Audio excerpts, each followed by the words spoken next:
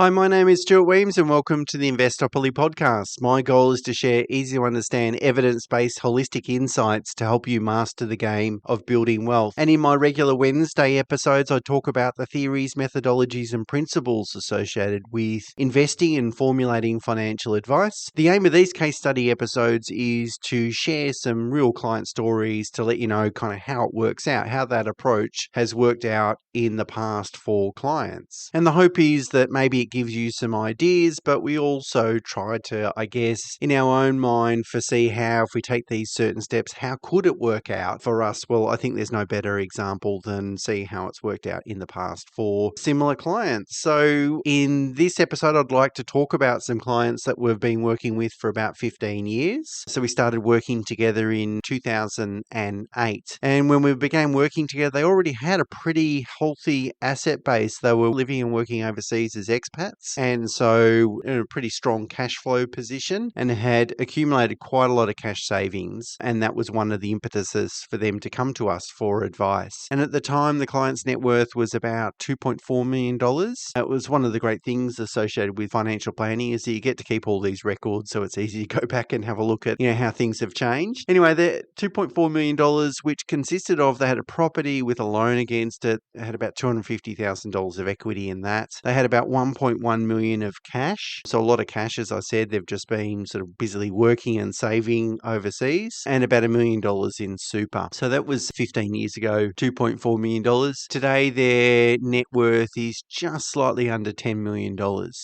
So 4 times the value of what it was 15 years ago, which I think that most of people listening today would agree that's a pretty good outcome, a pretty healthy outcome, I should say. So what have we done over the last 15 years? Well, we've purchased a couple of investment properties. That was certainly earlier in the piece. Probably own all properties for more than 10 years now. So we bought a house in Hawthorn for $1.5 million, and we bought a 3-bedroom apartment, so quite a large apartment, in Toorak in Melbourne for $850,000. And they had a pre-existing property which used to be their family home in Mont Albert that they have owned for a long time. I can't remember when they purchased. I think it was slightly before we started working with them, might have been 06, 07 or so forth. They've now got more than $2 million of equity in their properties. They haven't really repaid any debt. In fact, what the strategy was to direct cash flow into offset accounts while they're overseas, so that when they came home, they could go and buy a family home. And so they certainly have done that. And so they own their family home with no debt, but the investment property still has the original debt, associated with the acquisitions. And we've obviously been optimizing super and other investments over the last 15 years and making sure they work. And at the moment, about 70% of their total super holdings is on a wrap platform, obviously employing the approach that I talk about a lot on this podcast in terms of rules-based, diversified, low-cost sort of equity or index-style investments. And 30% is on an industry super fund. And unfortunately, the client was trapped in his employer super fund until about 2017. So that's almost the first 9 years of working together. Because of his role in that business, he had a very senior role in that business. He felt it just wouldn't look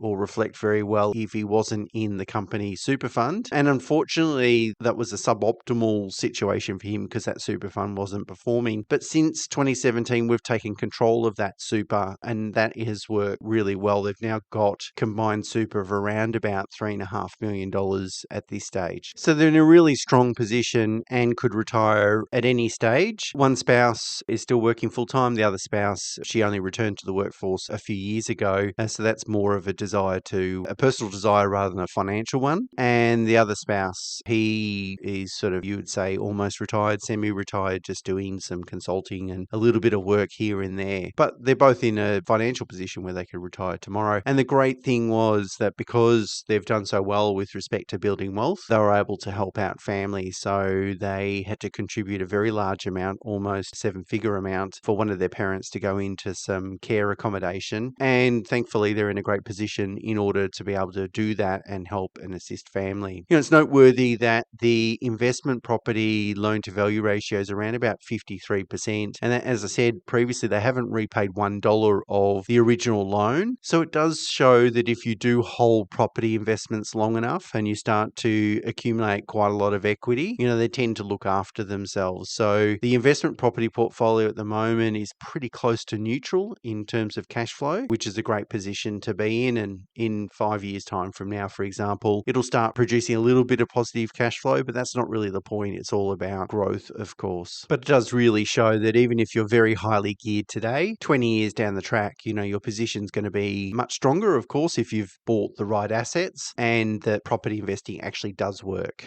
So as I like to do in these case study episodes is sort of reflect on what have we learnt from working with this client? What have they done well? What could have they done better? And I think those learnings, maybe we can then sort of reflect them in our own decision making. Well, the first lesson was that the Hawthorn property that we bought in 2009 when we first started working with them, the goal of that acquisition was to buy a property that they could potentially occupy when they eventually came back to Australia, which subsequently wasn't that far behind 2009, might have been a few years. And so we made some compromises with respect to that asset. That is, we bought something that was probably heavier in building value than we normally would buy if it was a pure investment. But that's okay. The location of the property is outstanding, but we did really, I think, pay a little bit too much for that property because it had too much building value. Now, I'm not saying that it was a mistake to buy that property. It is what it is. It was part of the investment brief. We wanted to try and tick both those boxes. As it's turned out, they haven't ended up living in that suburb. It is just a pure investment property. It will work in the long run. I'm pretty convinced of that. The location is perfect, but the asset isn't a perfect standalone asset, or at least we could have done better with the money at the time if it was a pure investment decision. So the learning there is that, and something that really has stuck with me over the years, is that don't go and buy a family home unless you are absolutely convinced that this is the location and type of property and so forth that you want to live in. If there's any uncertainty, you're actually better off just to prioritize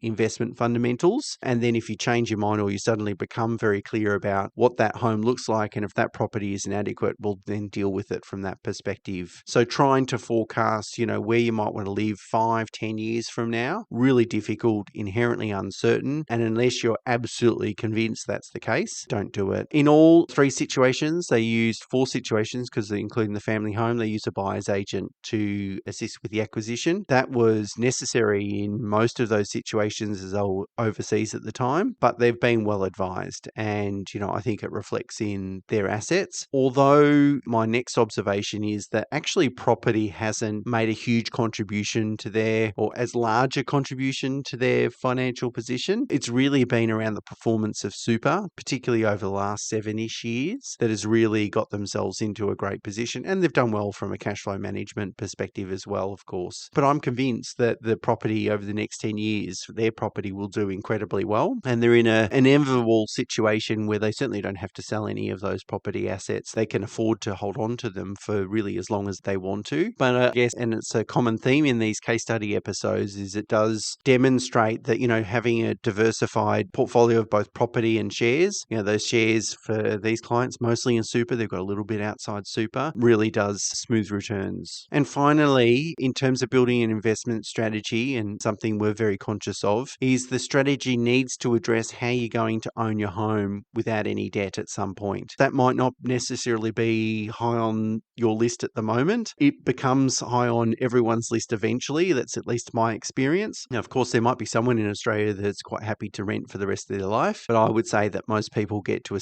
age and stage where they eventually just want to put down roots and own a home without any debt. And your investment strategy needs to address that. We developed that strategy 15 years ago, and I'm really pleased with the implementation in that they were able to return to Australia, buy a really good quality asset in a good quality area, and they only had a little bit of non-deductible debt for a very short period of time. And so the debt management process around with that acquisition of that family home was perfectly implemented, I think, with the benefit of hindsight. So it's 15 years of working together, of course, which is a reasonable amount of time. I plan to share some shorter term case studies as well to give you a bit of a mix. But of course, when we start an investment journey, we always wonder, how's this going to work out? And hopefully some of these case studies study episodes give you a flavour for how it could work out for you. Okay, so until tomorrow, bye for now.